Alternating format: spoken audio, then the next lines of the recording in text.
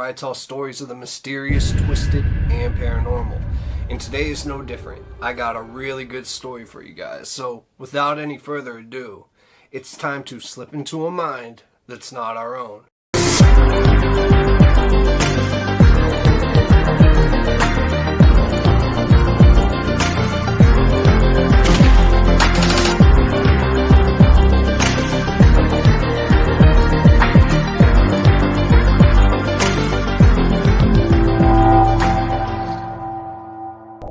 Welcome everybody, I got a crazy story for you today, but if you can just do me a favor real quick. Now, as you know, this is my channel, KO Stories, but I also created a new channel about a month ago, and it's called MTP Stories, and if you would as well, please go subscribe to that one, because this channel will still remain live, but eventually it's going to turn into a different type of channel. My main stories going forward will be on MTP Stories. Now, I will repeat this for the next couple of stories, that way everybody gets to go over there, but still stay subscribed to this, because I will have either music or some other cool thing, or maybe even more stories on this as well. So without any further ado, as of now, it's time to slip into a mind that's not our own. Let's go. Now, if you're at home watching this, I know there might not be anybody around, but raise your hand if you've ever heard of skin hunting. Go ahead, raise your hand. How many of you raised your hand? Well, okay. This is the practice among Polish ambulance crews, and they take bribes from funeral homes in exchange for information about the recently deceased. So, the funeral home would then contact the family of the deceased to offer their services before any of their competitors had a chance to do so. Do you get it? And in the majority of cases, the relatives would use that funeral home, and the funeral home would then claim a tariff of $1,000 from the state, and then it kicked back a finder's fee of $200 to the medic, which was nearly a third of their monthly salary for a typical Polish emergency doctor.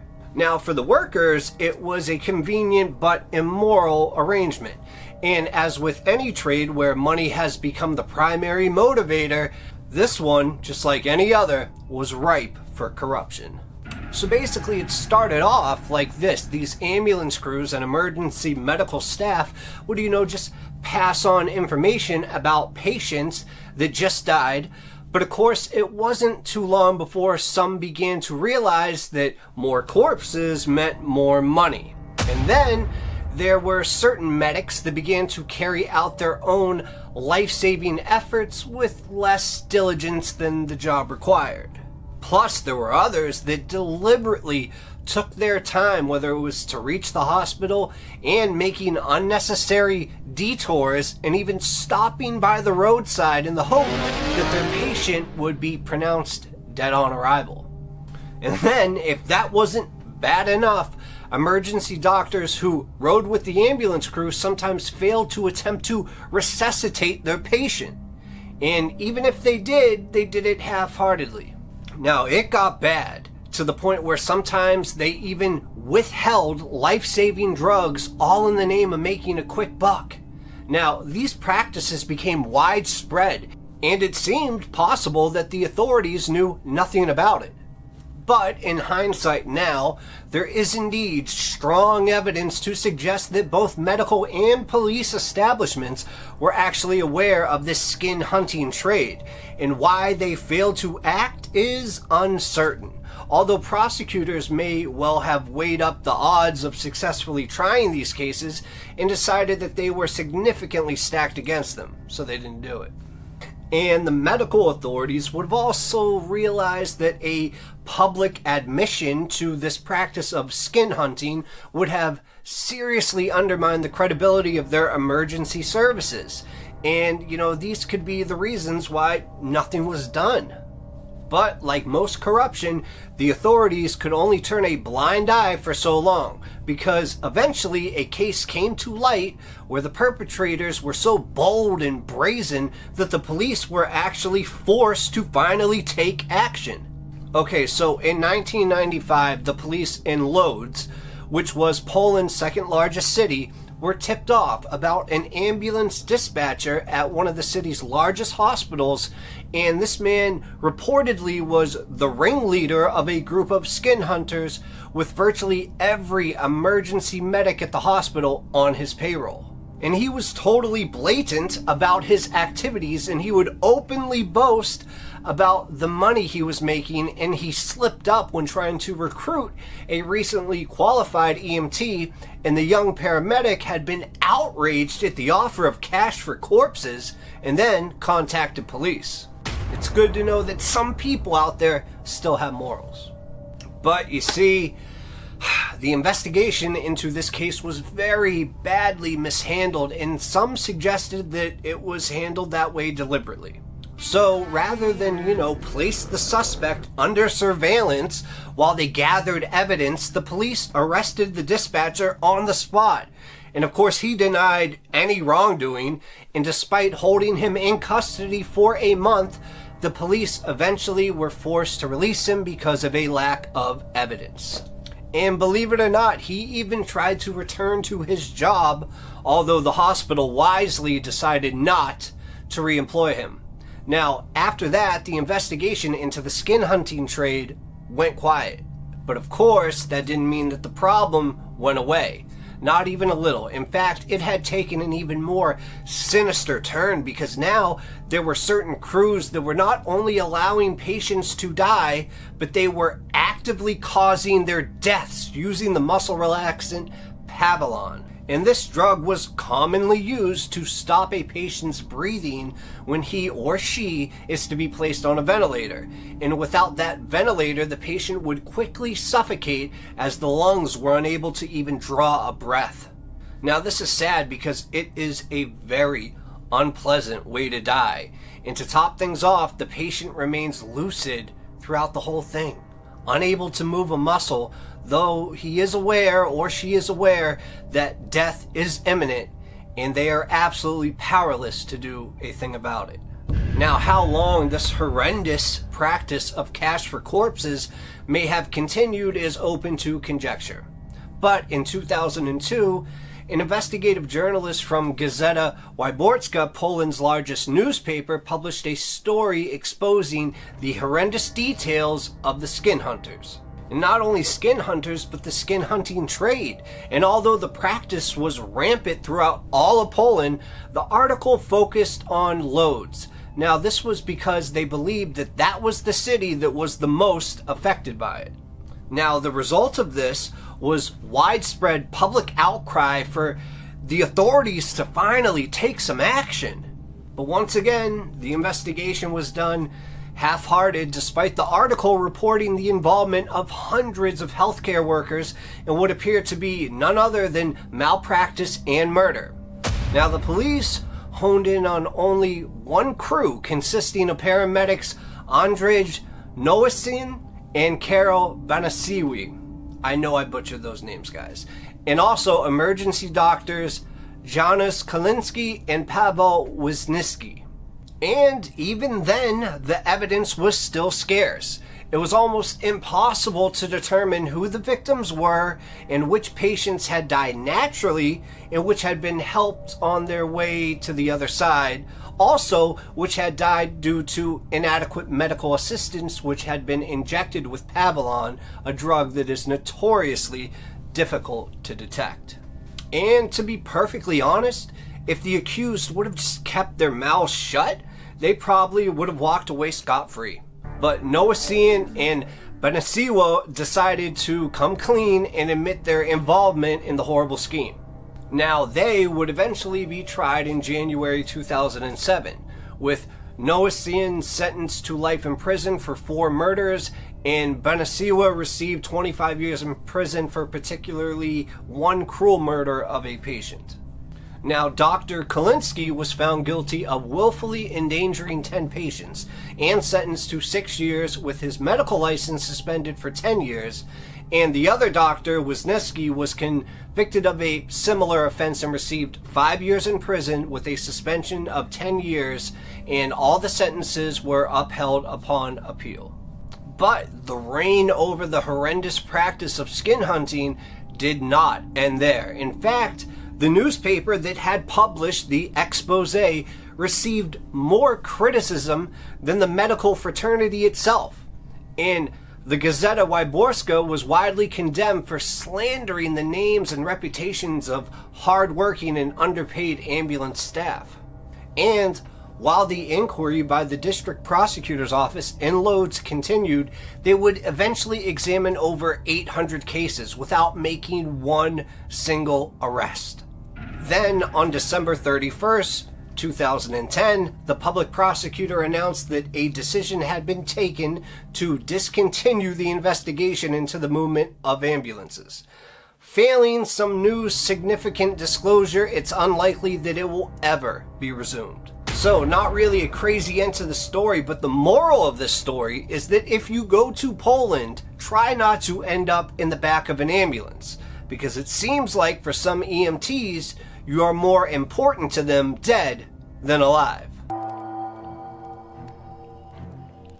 Mark Barton was a chemist and securities day trader who had a propensity for highly volatile internet stocks. Now, this plays a big part later in the story. Now, Mark was considered a handsome man and was about 6 foot 4 inches tall. He had dark hair and he was tan. And it would seem that at that time he almost had everything. And he worked at 2 different trading firms, one of them called Momentum Securities Brokerage, and the other one was All Tech Investment Group, which were both located in the 2 Security Center building, which is part of the upscale district in Atlanta. So to start the story, you have Mark in his apartment in Stockbridge, Georgia on a Thursday. And it was near sunrise, seeing as that the sun was at its tipping point near the horizon. So Mark took some paper down with a pen in his hand to write out a note that would change many lives. Now, with this dialect and imagery, you might consider this to be the beginning of a beautiful story. However, I can assure you, it's not. So in Mark's early life, he did a lot of manual labor and went to a community college in Georgia. And during college, he realized that he needed a direction in life. So he was willing to make a change and decided to enroll in the University of Southern Carolina. And while at this school, Mark worked as a night auditor at a hotel, and it was there that he met Deborah Spivey, who also attended USC. So we have Mark graduating in 1979 with his degree in chemistry, and he instantly found a job testing cleaning chemicals, and during that same year he also married Spivey. Now, after that, the couple moved to Texarkana, Texas, where Mark became the president of TLC Manufacturing Company, which he and a few of his friends started. So he becomes president of the company in 1988, but then parted ways with it in 1990. And mysteriously, the day after he quit, somebody broke into the company's office and stole a bunch of these proprietary formulas, and they also erased certain computer files. So naturally, the police were called, and detectives ended up going to his house about the break-in, of course, but at the very same day the detectives were doing that, they got a call from TLC to drop the case and investigation against Mark. And they said for the reason that it was that they reached an agreement with Mark, so no charges will be pressed. Now, nobody knows the true nature of this, but detectives assume that the intent wasn't to break in and steal anything. It was to, however, hide evidence of kickbacks along with possible illegal drug activity. At least that was their theory. Either way, Mark and his wife moved back to Georgia, and he found a sales position with a chemical company. And during that time, he found himself attracted to one of the company's receptionists, and her name was Leah Ann Lang. Now, during this time, you got to understand that Mark's marriage was kind of on the rocks, and they were arguing a lot. And in 1993, Spiffy had plans to visit her mother in Alabama for Labor Day weekend. And then something really suspicious and horrible happened. Now, the suspicious thing was that right before they left, Mark took out a $600,000 life insurance policy on his wife, Spivey. But you see, on the last day of Labor Day weekend, the police came in contact with Mark and advised him that in Alabama, his wife was murdered, along with her mother, and their bodies were hacked up by a killer, and the detectives believed the tool that was used was an axe. And it'd be fair to say that Mark didn't really grieve, or if he did, he showed it in a very weird way. Because in the same month of the killings of his wife and his wife's mother, he started to engage in a romance with Lang. Now, he would buy himself new wardrobes and always dress to the nines. And then, less than 2 years after the killings, they got married on May 26, 1995. Now, only a month later, Mark and his new wife moved to Stockbridge, Georgia, where they found this nice little apartment. And like his last relationship, this one became unhappy pretty quickly. Things became even more strenuous when Mark's 2.5-year-old daughter, Michelle, which was his daughter from his previous marriage, made allegations that Mark had actually molested her. And even though the authorities suspected that Mark was the murderer of his last wife, Spivey, and her mother, they could never prove it. And one of the reasons they could never prove it is because there actually was a foul-up. Yes, you heard me right. Investigators found traces of what they thought might be blood in Mr. Barton's car, so in Mark's car. But before they could conduct further tests, the chemists told them that he accidentally spilled a soft drink on the area, ruining any potential evidence. Now, as crazy as this sounds, it actually happened, which could have been a serious miscarriage of justice, especially if he was guilty. Not to mention, when he was questioned about, his last wife and her mother, he gave these investigators what felt like rehearsed answers to every question. And Mark refused to take a polygraph test. So Mark underwent a mental evaluation due to his daughter's allegations. And the psychologist did conclude that Mark was quite capable of committing murder. But because of Michelle's age and lack of any evidence, there was nothing that the DA could do to separate Michelle from her father. Also, besides Michelle, Mark also had a boy with Spivey as well, and his name was Matthew. And they both played an important part in a trial that Mark was facing at that time, because after Spivey's death, Mark immediately tried to collect the insurance money, and the insurance company took him to court. And like many others, they too suspected that he was responsible for the death of Spivey and her mother. Now, this happened in 1997, and the lawyers for the insurance company, they were concerned that the jury would empathize with Michelle and Matthew, so the company decided to settle the case, awarding Mark $450,000, but with one stipulation, that he had to put $150,000 in a trust for his children's education. And it was after this financial settlement that Mark entered the world of day trading. So at this point, Mark became a full-time day trader at Momentum Securities and Alltech Investment Group. And he dealt with volatile internet stocks. And shortly after he started in June 1997, he lost over $105,000. And both financial firms closed his account, seeing that he was unable to put up any more money to cover his debt. Now, I'm not trying to drag this story out for you, but there's just so much that needs to be said. And this next chapter of the story is extremely ferocious. So later on, July 29th, 1999, Mark came to the office of Alltech Investment Group, and Mark had lost all of his money. So he looked up and he saw, the Dow Jones down another 200 points today. And that's when he grabbed two guns that he had on him, which was a .45 caliber Colt, and the other one was a 9mm Glock. Now, without anybody realizing that this has started, which was a shooting, Mark fired 5 rounds to be exact and ended up wounding the manager and his assistant. And then he moved towards the main trading floor. At this point, Mark had had enough of life, and he knew that he wasn't going to live that much longer, as you'll hear about in a minute from his own words. So once Mark hits the main trading floor, he sees 53-year-old Nell Jones behind her computer.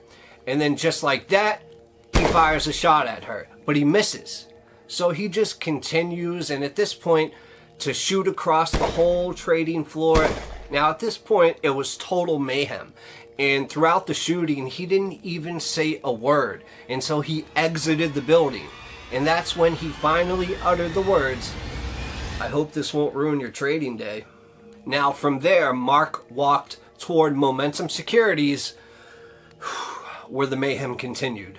And now finally, as the police arrived at the building, they found trails of blood all throughout the hallway. So they searched the building and they found people all over, whether they were in plain sight or hiding in closets. Plus there were some people that had their computers thrown out their windows to attract attention. And at this moment, the officers enter another room and they see 5 employees that are just slumped over their computers.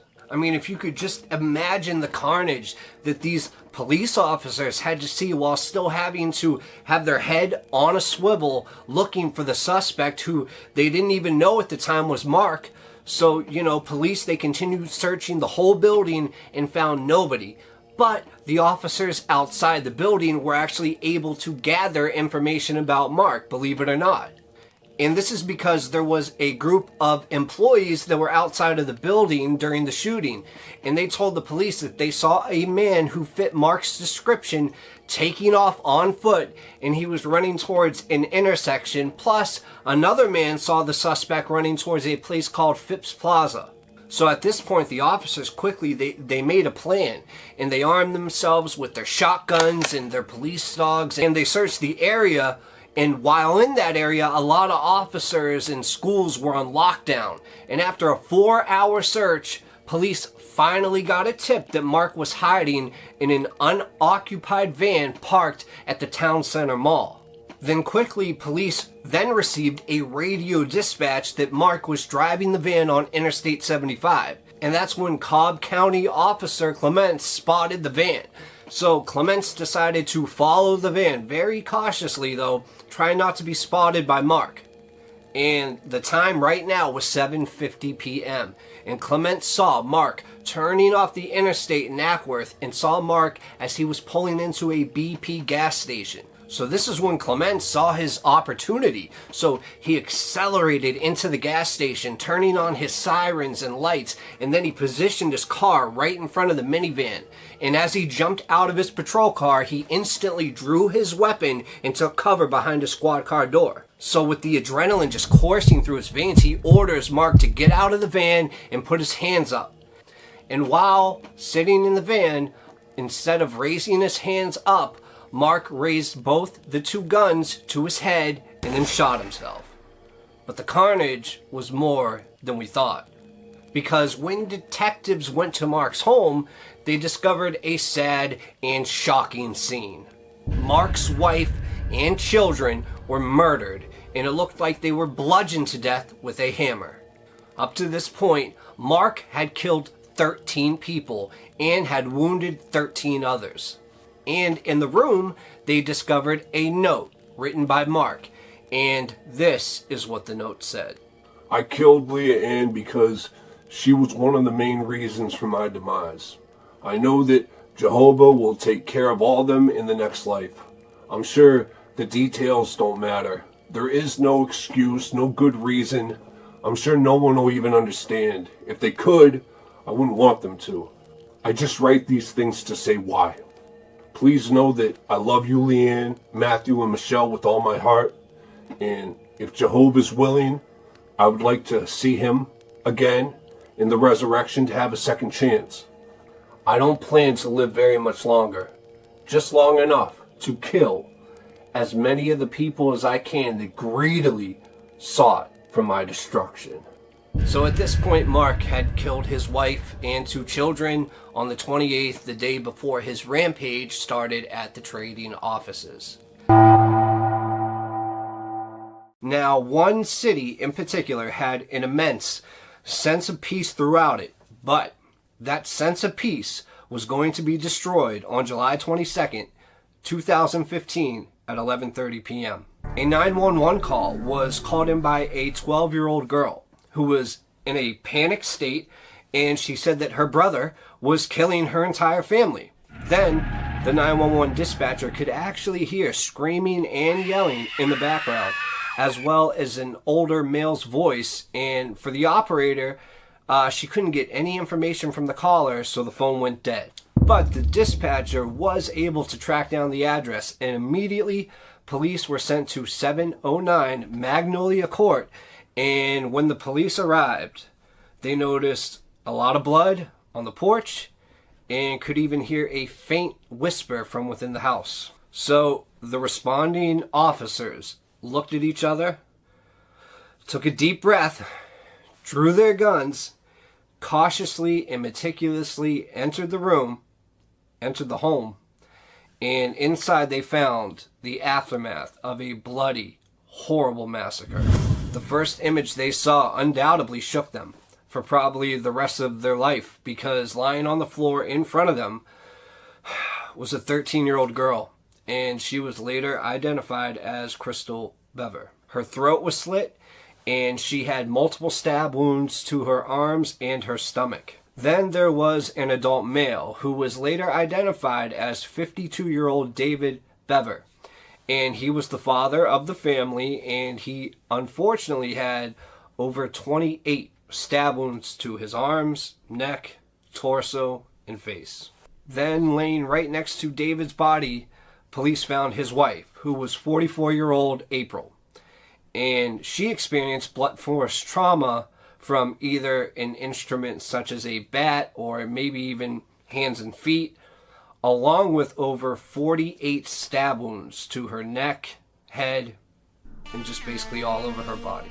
Then, close by were the bodies of their sons, 12-year-old Daniel and 7-year-old Christopher.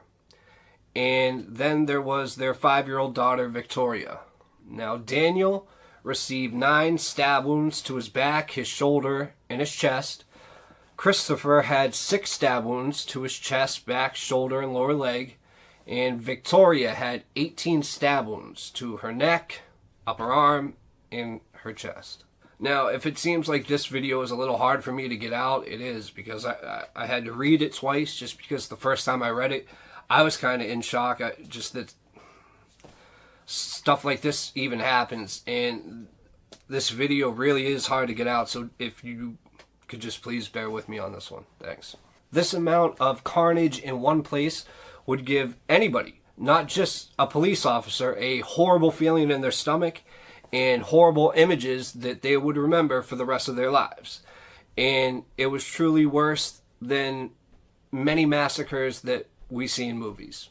At that time, the only silver lining would be police found their 2-year-old, named Autumn Bever, alone and unharmed, huddling in the corner of her room. Now, right after this, Autumn was rushed to the hospital, where she was listed in serious condition, but also in stable condition. Thank God. Detectives soon after discovered that it was Crystal who was the one that made the 911 call, and when she recovered sufficiently enough from her injuries, she was able to speak to them, and she identified her 2 brothers, 18-year-old Robert and 16-year-old Michael Bever, as the perpetrators of this deadly massacre attack. Crystal then told police that when they arrived on the scene, Robert and Michael ran out of the house through the back door, and that's why they evaded the police. The brothers went into a heavily wooded area that was next to their property, and the police used K9 units to locate them. And sure enough, they found them and arrested the 2 brothers and brought them into Broken Arrow Police Station. Broken Arrow was the name of this city. And in the police station, during the interviews with Robert, Michael, and Crystal, it painted a picture of a severely dysfunctional family, which some would say is why these 2 brothers became so enraged that they turned into horrific killers. Crystal informed detectives that The father, David, was verbally and physically abusive toward all the children a lot of the time, and she said that David also threw them physically across the room on more than one occasion, and when he was angry, he took most of his anger out, especially hard on Michael and Robert. Crystal also told about a time when she saw David, the father, beat her mom senseless and slam her head against the wall several times. Now, this, for the most part, was unnoticed because the family lived in isolation from the rest of the community. I mean, children were homeschooled and absolutely not allowed to interact with any other children. And they were so isolated that a lot of their neighbors only learned of the family members' names when they were released by the medical examiner. Crystal then told the detectives that Michael and Robert spent the last year talking about killing their family and taking their parents' money, and she indicated that both of her brothers were fascinated with mass shootings. And when these type of things would happen, they would always root for the perpetrators to avoid the police and get away. It is said that the brothers' philosophy was that there were too many people in the world. So in return, they needed to kill as many as they possibly could to even the scales of life. Following this, there was an interview with Robert where detectives learned that his parents actually were hateful and abusive toward him and his siblings, and that both Michael and Robert had been planning to kill their parents since Robert was only 13 years old. He then told detectives about his grand plan on, how he got a job at a call center so he could save enough money to buy knives, body armor, guns, and bullets, and that he would order all these weapons online and have them delivered to a local gun shop where he then in return would pick them up.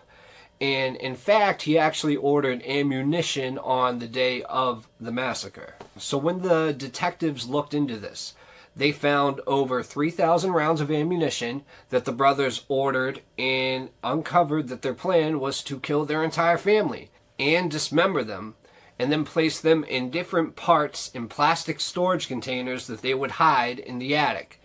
And the brothers actually did intend to kill the 2-year-old sister as well, but they had to flee when police arrived and were not able to kill her. Robert further explained that if the police did not arrive exactly when they did, they would have continued their killing spree and drove across country, and that their goal was to kill at least 100 people. And Robert confirmed what Crystal told the detectives, which was they respected serial killers and mass shooters. And Robert killing multiple people, quote unquote, would make him feel godlike. Plus, Robert believed that if he did kill enough people, those, especially who were not contributing to society, would eventually be eliminated. So, in some sense, he thought he was doing everybody a favor. Both brothers, David and Michael, were charged with 5 counts of first-degree murder, 1 count of assault and battery with intent to kill, and their crime is still considered the worst single criminal event in Broken Arrow history. Robert pled guilty to all counts and was sentenced to life in prison without the possibility of parole.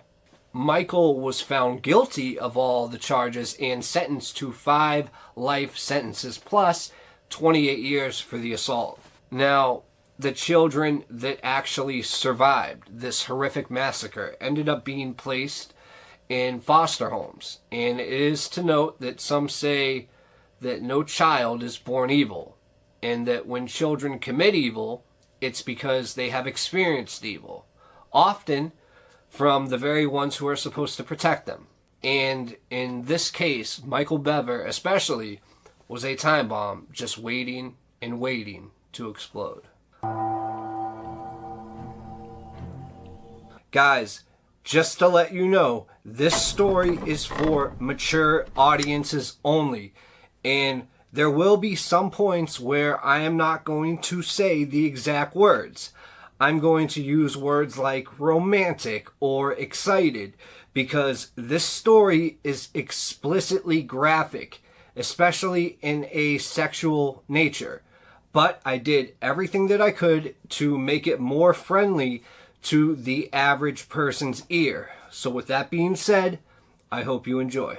Andrei Romanovic Chikatilo was born October 16th, 1936 in Yabloshoy, a village in the heart of rural Ukraine.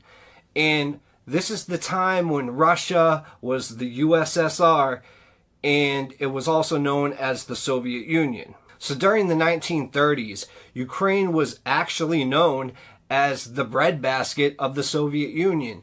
And the policies of communism through Stalin's enforcement caused widespread hardship within the country, leading eventually to a famine that decimated the population. So Andrei was also known as the Rostov Ripper. So for the story, we're going to give him a name and we're going to call him Romanov instead of saying his real name. And after Romanov's birth, the effects of the famine were still widely felt, and his early childhood was influenced by this deprivation. And it was made even worse when the USSR entered the war against Germany, causing Ukraine to be the subject of relentless bombing raids. In addition to these external hardships, Romanov is believed to have suffered from hydrocephalus, or water on the brain, at birth, which gave him urinary tract problems later in life, including bedwetting, into his late adolescence. And he also had problems as well, such as erectile dysfunction, which could have caused him to resent this illness in many ways later in life. So his home life was disrupted by his father getting held captive by Germany in the war, and then vilified by his own countrymen for allowing himself to be captured when he finally returned home. And just like in other countries such as Japan, honor was something that the USSR lived and died by. And in the Soviet Union at that time, young Romanov suffered the consequences of his father's cowardice, making him the focus of unfortunate school bullying. He was very shy as a result of this, and at the age of 15, he had a somewhat romantic encounter that was anything but romantic. He was reported to have overpowered a young girl and then doing the deed, you could say, with her in a very quick fashion, which caused him even more ridicule. This humiliation colored all future romantic experiences and cemented his association of sex with violence. Then later on, he failed his entrance exam to Moscow State University, then moved to Rodionovo Nastoyevsky, a town near Rostov, in 1960, where he became a telephone engineer. His younger sister moved in with him, and concerned by his lack of success with the opposite sex, she engineered a meeting with a local girl, Faina, whom he went on to marry in 1963. Now, I think soon enough you're about to find out where the name the Rostov Ripper comes from. Even with his romantic problem, should I say, him and his wife were still able to produce 2 children and lived an outwardly normal family life, to say the least. Then in 1971, a career change to school teacher was short-lived when a string of complaints about indecent assaults on young children forced him to move from school to school to school before he finally settled at a mining school in Shakhty near Rostov.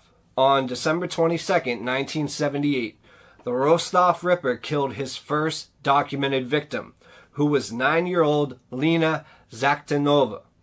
She was lured into an abandoned shed where Romanov tried to rape her. So trying to control the struggling child, Romanov slashed her with a knife.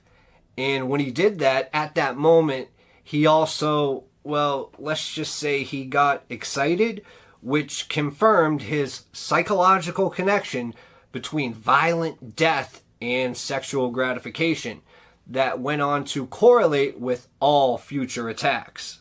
And an eyewitness had seen Romanoff with the victim shortly before her disappearance, but his wife provided him with a cast iron alibi that enabled him to escape the attention of the police.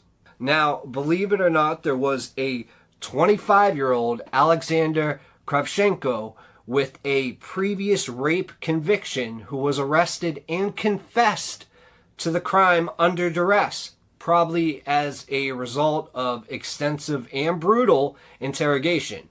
He was tried for the killing of Lena Zaktanova and executed in 1984. Perhaps as a result of Romanoff's close brush with the law, there were no more documented victims for at least the next 3 years. It is believed that within those 3 years that there were no documented victims. It was because the brush of possible incarceration scared Romanoff, but it seems even being in close proximity of the eyes of the police couldn't stop him from killing in the end. So Romanoff, still being upset by the claims of child abuse, he found it impossible to find another teaching position. And when he was made redundant from his mining school post in early 1981, he took a job as a clerk for a raw materials factory in Rostov, where the travel involved with the position gave him unlimited access to a wide range of young victims over the next 9 years. On September 3rd, 1981, Larissa Tkachenko, who was 17, became his next victim. She was strangled, stabbed, and gagged with leaves to prevent her from crying out. And the brutal attack was savagery, and he began to develop a pattern of attack that saw him focusing on young runaways of both sexes, whom he befriended at train stations and bus stops before luring them into nearby forested areas. Now, at that point, Romanoff would attack them, and he would attempt to rape them using his knife as a substitute for, let's just say, his little friend. And he did this to mutilate them. And I know this must be very disturbing to hear. I almost felt sick reading the story, and I'm sorry if this brought you any discomfort at all. Then, in a number of cases, he actually ate the sexual organs or removed other body parts, such as the tips of their noses or tongues. And in the earliest cases, the common pattern was to inflict damage to the eye area, slashing across the sockets and removing the eyeballs in many cases, an act which Romanoff later attributed to a belief that his victims kept an imprint of his face in their eyes even after their death. Now, at this time in history, serial killers were a virtually unknown phenomenon in the Soviet Union, whether as a result of suppression of information or wider cultural differences between Soviet and Western societies. Evidence of serial killing or child abuse was often suppressed by state-controlled media in the interest of public order. And the eye mutilation was a method distinct enough to allow for other cases to be linked. This is when the Soviet authorities finally admitted that they had a serial killer to contend with.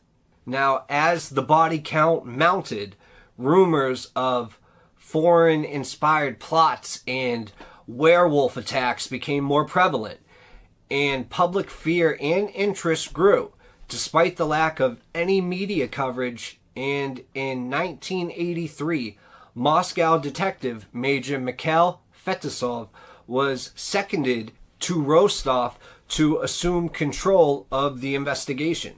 Now, he recognized that a serial killer might be on the loose and assigned a specialist forensic analyst, Viktor Burakov, to head the investigation in the Shakhty area. The investigation centered on known sex offenders and the mentally ill.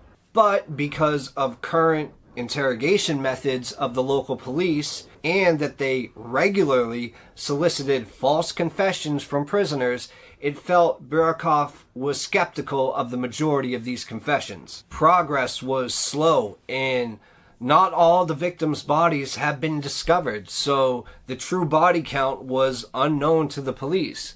But with each body, the forensic evidence mounted, and police were convinced that the killer had the blood type AB. Also, samples of identical gray hair were also retrieved when a further 15 victims were added during the course of 1984. Now, police efforts were increased drastically, and they mounted massive surveillance operations that canvassed most local transport hubs. And Romanov was arrested for behaving suspiciously at a bus station at this time, but again avoided suspicion on the murder charges, as his blood type did not match the suspect's profile. But he was imprisoned for 3 months for a number of minor outstanding offenses. You see, what was not realized at the time was that Romanov's actual blood type was type A, and it was different to the type found in his other bodily fluids, which would be type AB from his semen. As he was a member of a minority group known as non-secretors, whose blood type cannot be inferred by anything other than blood alone samples. And as the police only had a sample of semen and not blood from the crime scene, Romanov was able to escape suspicion of murder. And it is to be noted that today's sophisticated DNA techniques are not subject to the same fallibility. So, following his release, Romanov found work as a traveling buyer for a train company based in Novocherkassk, and managed to keep a low profile until August 1985, when he murdered 2 women in separate incidents. At around the same time as these murders, Burakov, frustrated at the lack of positive progress, engaged the help of psychiatrist Alexander Burkanovsky, who refined the profile of the killer, describing him as a necrosadist, or someone who achieves sexual gratification from the suffering and death of others. Burkanovsky also placed the killer's age as between 45 and 50, significantly older than had been believed up to that point. So desperate to catch the killer, Burakov even interviewed a serial killer, Anatoly Slivko, shortly before his execution, in an attempt to gain some insight into the elusive serial killer's mind. Coinciding with this attempt to understand the mind of a killer, attacks seemed to dry up, and police suspected that their target might have stopped killing, been incarcerated for other crimes, or died. However, early in 1988, Romanov again resumed his killings, the majority occurring away from the Rostov area, and victims were no longer taken from local public transport outlets, as police surveillance of these areas continued. So over the next 2 years, the body count increased by a further 19 victims, and it appeared that the killer was taking increasing risks, focusing primarily on young boys and often killing in public places where the risk of detection was far higher. And the recently unfettered media of Gorbachev's Glasnost society placed enormous public pressure on police forces to catch the killer, and general police patrols were stepped up, with Burakov targeting likely areas with undercover police in an attempt to flush out the killer.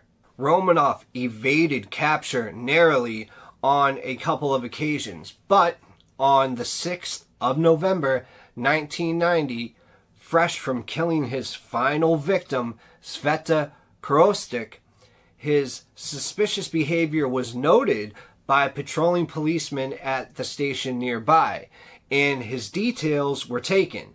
His name was linked to his previous arrest in 1984, and he was placed under surveillance. Then, Romanoff was arrested on November 20th, 1990, following even more suspicious behavior, but he refused at first to confess to any of the killings. So Burkhoff decided to allow the psychiatrist Bukanovsky, who had prepared the original profile, to talk to Romanoff under the guise of trying to understand the mind of a killer from a scientific context. So Romanoff was clearly flattered by this approach, and he opened up to the psychiatrist, providing extensive details on all of his killings, and even leading police to the site of bodies previously undiscovered. He claimed to have taken the lives of 56 victims, although only 53 of these could be independently verified. This figure was far in excess of the 36 cases that the police had initially attributed to their serial killer. So, having been declared sane and fit to stand trial, Romanoff went to court on the 14th of April, 1992. And throughout the trial, he was held in an iron cage designed to keep him apart from the relatives of his many victims. And he was referred to in the media as the Maniac. And his behavior in court ranged from bored to manic, singing and talking gibberish at one point, and at other points he was even reported to have dropped his trousers, waving his genitals at the assembled crowd. So the judge appeared less than impartial, often overruling Romanoff's defense lawyer, and it was clear that Romanoff's guilt was a foregone conclusion. The trial lasted until August, and surprisingly, given the judge's bias, the verdict was not announced until 2 months later. And on the 15th of October, 1990, when Romanoff was found guilty on 52 of the 53 murder charges and sentenced to death for each one of his murders. After this, Romanoff appealed, and his appeal centered around the claim that the psychiatric evaluation which had found him fit to stand trial was biased. But this process was unsuccessful, and 16 months later, he was executed by a shot to the back of the head. And that happened on the 14th of February, 1994. The psychiatrist who had been instrumental in his capture, Alexander Bukanovsky, went on to become a celebrated expert on sexual disorders and serial killers. In March 2008, Amy Bishop, who was a biology professor at the University of Alabama, she was in her office catching up on some mail before her next class started. Now, nobody knew this at the time, but she was about to open one particular piece of mail that would trigger a chain of events to lead to the death of multiple people.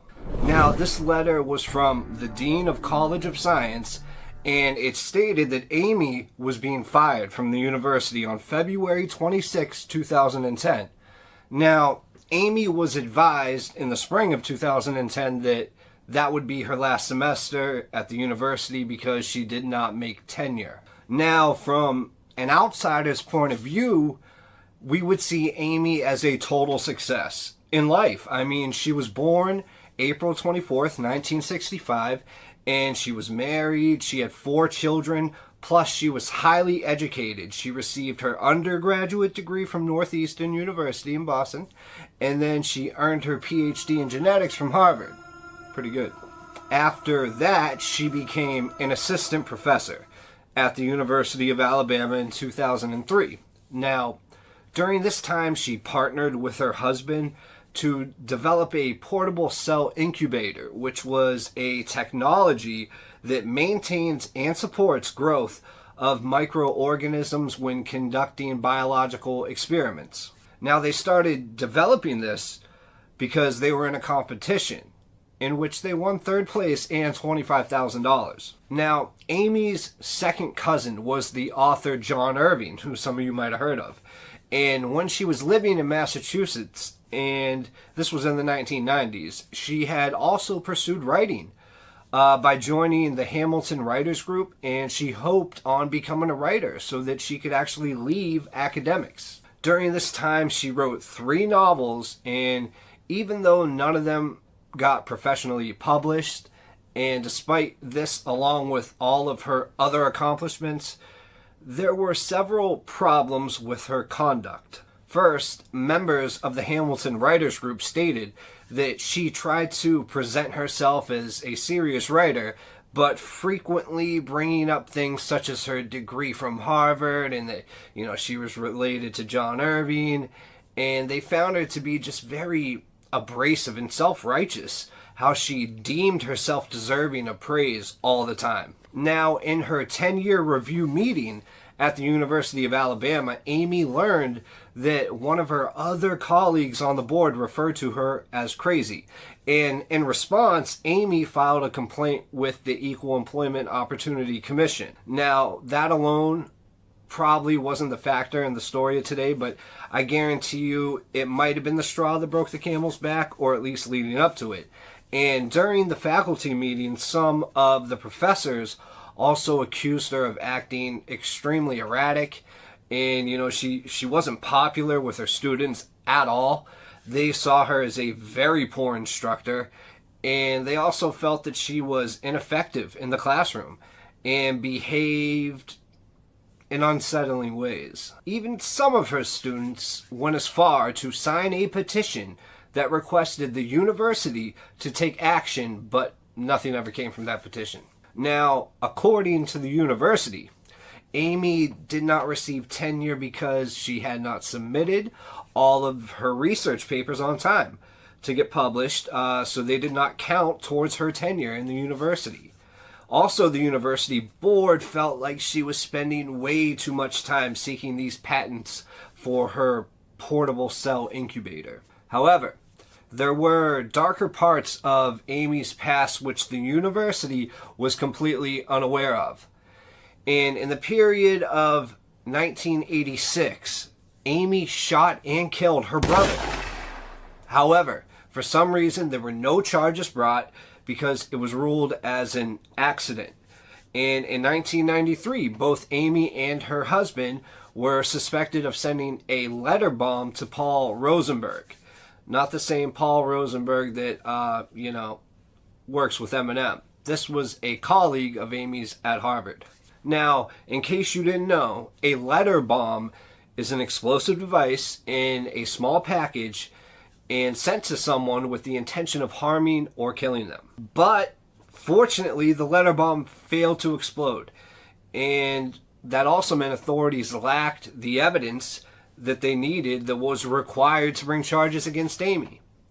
And in 2002, Amy was also charged with misdemeanor assault and disorderly conduct for punching another customer at an IHOP in Peabody, Massachusetts. Okay, so now the same morning that Amy received her letter of termination, which was February 26, 2010, she was scheduled to attend a faculty meeting for the biology department.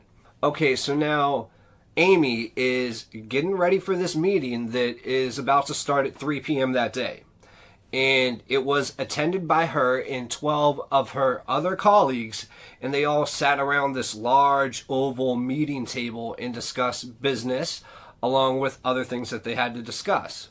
Now, after 40 minutes of the meeting had passed, Amy, for a reason we will never know, stood up and pulled a 9mm handgun.